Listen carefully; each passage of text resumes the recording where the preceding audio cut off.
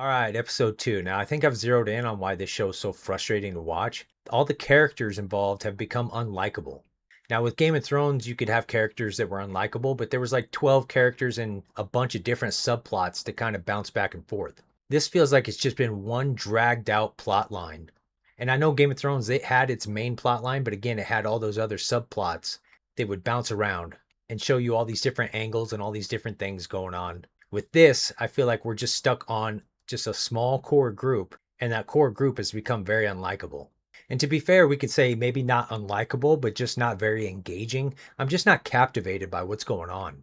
I don't care at all what's going on with this dopey face, but she wasn't really in the episode. But even smaller things like Aegon and Loras, are we doing some kind of slapstick comedy now? Or is it just they didn't know what to do with them for this season? I don't know anything about the books or the lore, so I don't know where they're supposed to be or if they're even supposed to be involved in this season. I think I heard somebody say they weren't even really part of this part of the story. So maybe the showrunners just didn't know what to do. Granted, I did get a little chuckle, but again, it's outside of what their characteristics have been. I shouldn't be surprised if there's... Skoros Vaironisha. I was mistaken. I am surprised. Daemon, of course, remains the fan favorite. Understandably, Matt Smith is doing a great job. Daemon's a very interesting character. But there's moments like this with the White Worm that just don't interest me and feel kind of out of place.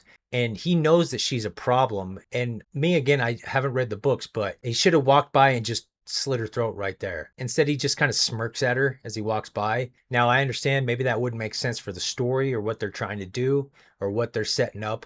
But just as a viewer, that's kind of the urge I wanted to see. And of course, on the other side for the Greens, we have Aemond, who I said in my last review, he's one of my favorites because I think he looks like a badass. I like his eye patch, the sapphire eye, kind of on the same, not quite on the same level as Daemon, but they're cut from the same cloth essentially. So seeing him take out some dudes was pretty cool, but you see a dude standing there with a knife, and I don't know, I just thought it was stupid that he allowed himself to get stabbed in the back like that.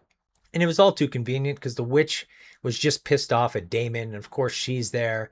You know that that's not going to be the death scene of Aemond, even if you haven't read the books. I don't know if this is even in the books. From what I understand, they've been doing a lot of changes as well.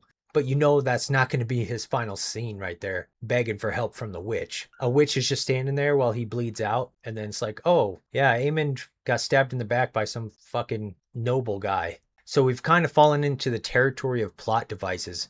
And this is where I'd say it reminds me of season 7 of Game of Thrones. Just speaking from a pace standpoint and plot devices, I get that feeling of season 7 with this episode. And these episodes actually are a little bit easier to swallow in the sense that if you look at them where they were supposed to be, probably episodes 9 and 10 of season 2. So if you're ever doing a binge watch, if you watch it that way, it'll probably feel a lot better.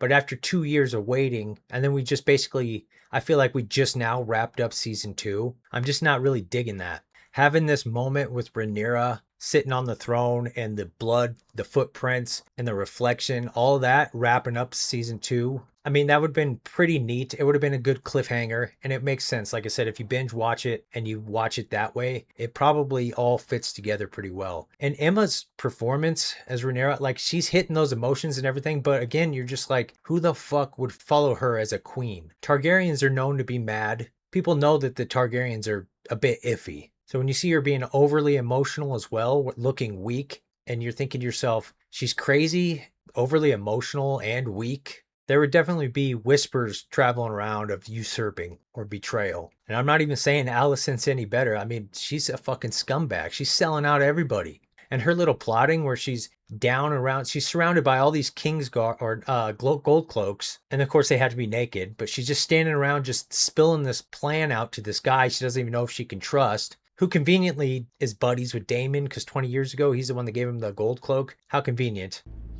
Well met, Sir Luther. The City Watch remembers our commander, Daemon Targaryen. Again, we're just talking about plot. It just feels like plot devices. But you don't know if you can trust anybody down there. You don't know if you can trust the guy you're fucking talking to. It's just so lazy. And it makes her character look dumb. Rhaenyra looks dumb. They both look fucking dumb. But yeah, back to these bloody footprints from her hacking at Otto, who had a great line. Even his little scene, that actor. And again, I don't know if this is how he's supposed to go out in the books. I didn't know, but to me that was lame. It's like this long ass drought of Otto And they just bring him out, and he fucking just captured his moment with his acting there. The way he glanced at her and turned his neck to have his head chopped off, and that line of "have Damon do it because I don't want to be hacked at." All that was great. Let Damon do it. Spare me at least from being hacked at. But again, I think that having Otto is what really kind of killed season 2. I get it now because he was locked up, and how nobody knew he was locked up because that guy can obviously talk, the one that told Damon. And conveniently, Laura said, "If I ever see you down here, he has a gift for you." Okay, that all worked out. But yeah, I had hopes of Otto returning in this season, just being like a good war mind or a good counseling.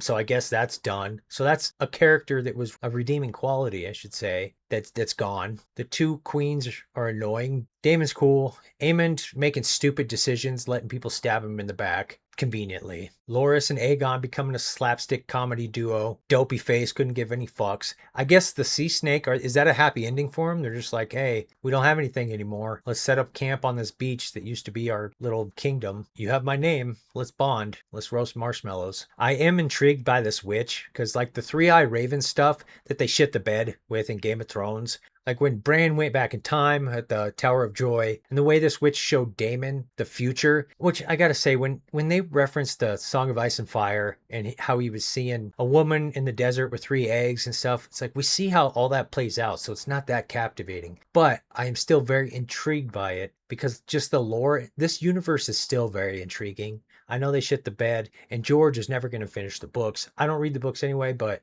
I could always watch videos and hear people talk about what the story is doing. He's not going to finish them. But there's really not much left to the imagination since we saw how it ended with the Night King. But it's still a fascinating kind of immersion. And there's not much immersion left to the show for me. Again, I'm not very captivated by it anymore. And I'm not too excited about the next episode because that promo looked like it was all Rhaenyra and Alicent kind of talking. So I guess Alicent's not too pissed, even though they did that whole stare down after she saw her dad's head. That type of soap opera shit doesn't really appeal to me.